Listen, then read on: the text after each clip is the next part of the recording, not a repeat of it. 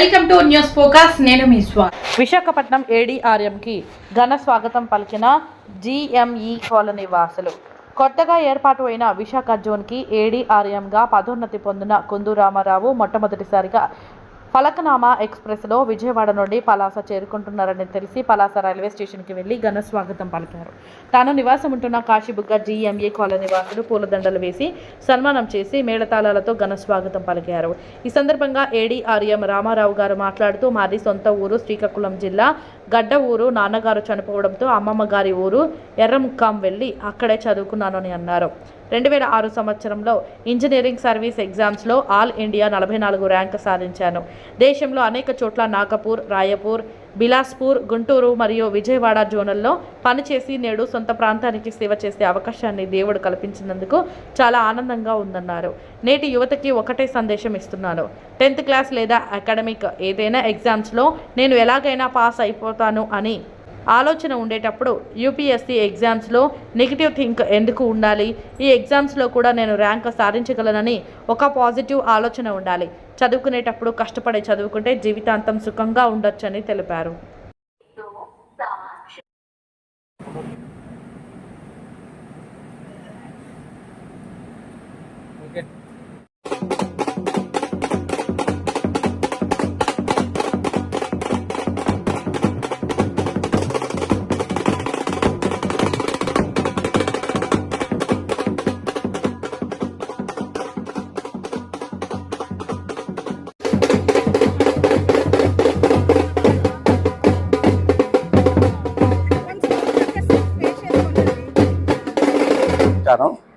యాక్చువల్గా మాది సొంతూరు గడ్డూరు. బట్ మా నాన్నగారు చిన్నప్పుడే చనిపోవడం కారణం చేత ఎర్రముక్కాంలో చిన్నప్పటి నుంచి పెరిగాము అమ్మమ్మ గారి ఇంటి దగ్గర.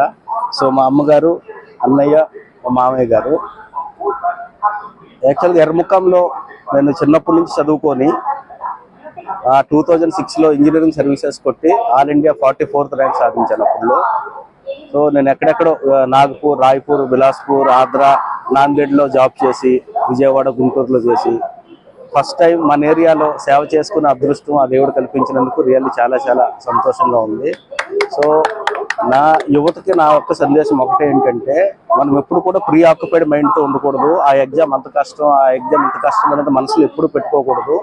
ఒకటే గుర్తుపెట్టుకోండి, మనం 10th ఎగ్జామ్స్ రాసినా, ఏ అకాడమిక్ ఎగ్జామ్ రాసినా ఒకే ఆలోచనతో ముందుకెళ్తాం. ఈ ఎగ్జామ్లో ఎలాగైనా నేను పాస్ అయిపోవాలి, ఈ ఎగ్జామ్లో గట్టెక్కిపోవాలి అని పాజిటివ్ దృక్పథం ఉండేటప్పుడు హై లెవెల్ ఎగ్జామ్స్లో మాత్రం నెగిటివ్ మైండ్ సెట్తో ఎందుకు ఉండాలి? అక్కడ కూడా ఇదే ఆలోచనతో ముందుకెళ్ళాలి మనం. ఈ ఎగ్జామ్ గ్యారంటీ నేను కొట్టగలను, ఈ ఎగ్జామ్ ఎలాగైనా నేను సాధించగలను అనే నమ్మకంతో ముందుకెళ్తే గ్యారంటీగా అన్ని సాధిస్తాం. సో మీడియా మిత్రులందరికీ నాకు ఇంకొకసారి ధన్యవాదాలు.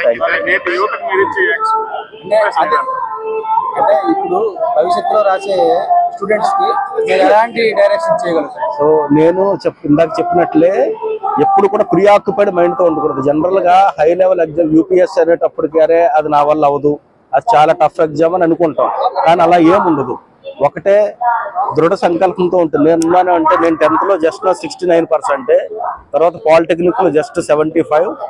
నేను ఇంజనీరింగ్ ఏయు ఆంధ్ర యూనివర్సిటీలో చేసినప్పుడు నాది ఓన్లీ 79%. సో నాది ఎప్పుడు కూడా 80% పాస్ అవ్వాలి. కాకపోతే హార్డ్ వర్క్ నమ్ముకున్నాను. నేను ఎప్పుడు ఆబ్జెక్టివ్ టెక్స్ట్ బుక్ చదవలేదు, నేను ఎప్పుడు కోచింగ్లు తీసుకోలేదు, except my ECET and polytechnic. నేను ఏ జాబ్కి ఎటువంటి కోచింగ్లు తీసుకోలేదు. నేను బీటెక్ అయిన జూన్ 2002లో అయింది.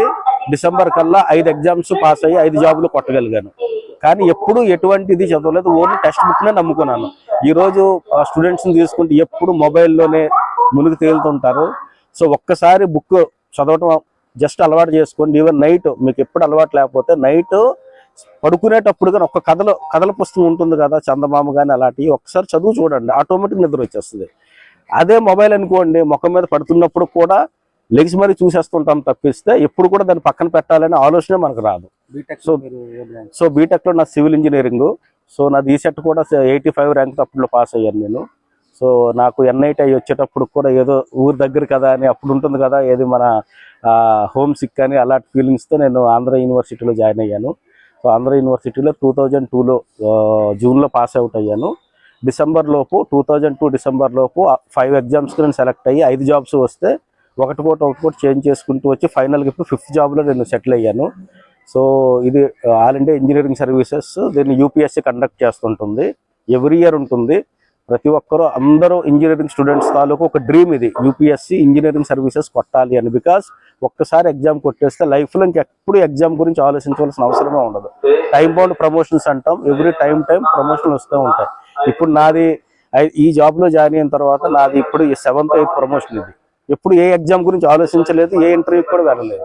సో యూపీఎస్సీ ఇంజనీరింగ్ సర్వీసెస్ కానీ యూపీఎస్సీ ఏదైనా కండక్ట్ చేసే ఎగ్జామ్ కొడితే లైఫ్ అలా ఉంటుందన్నమాట. ఒక్కసారి కష్టపడితే జీవితాంతం మళ్ళీ మీరు బుక్కులు తెరవాల్సిన అవసరమే ఉండదు. As for as your promotion is concerned, as for as your future aspects is concerned. వెనుకబడి జిల్లా నుండి వచ్చి మీరు ఈ పొజిషన్లో ఉన్నారు. ఈ మన ప్రాంత వాసులకు కానీ మీరు ఇచ్చే నెక్స్ట్ జనరేషన్ మీరు ఇచ్చే సందేశం ఏంటి?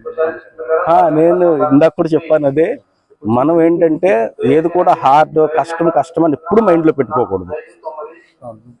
ఎక్కడి నుంచి ఏ ఉద్యోగాన్ని? నేను యాక్చువల్గా లాస్ట్ టైం నేను ఇప్పుడు ప్రీవియస్ పోస్టింగ్లో ఉన్నది విజయవాడలో ట్రాక్ మెషిన్స్ ఆర్గనైజేషన్ రైల్వేలో చూస్తున్నాను. అంతకుముందు గుంటూరు గుంతకల్ డబులింగ్ చేశాను. సో దాని సింగిల్ లైన్ ఉండేది, దాన్ని డబుల్ లైన్ చేయటంలో నా తాలూకా పాత్ర అయితే ఉంది. రెండోది ఏంటంటే అక్కడ మోటుమర్లో బైపాస్ లైన్ ఒకటి ఉండేది, అది కూడా ఎప్పుడో లాంగ్ పెండింగ్ వర్క్ని నేనే కంప్లీట్ చేశాను. నేను ఇదివరకు సీనియర్ డివిజనల్ ఇంజనీర్ అంటారు రైల్వేలో, విజయవాడలో చేసేటప్పుడు road cum rail Godavari bridge ఉంది, దాన్ని మొత్తం తీసి కొత్త ట్రాక్ వేయటంలో మేజర్గా చాలా ప్లానింగ్ చేసి చేపించి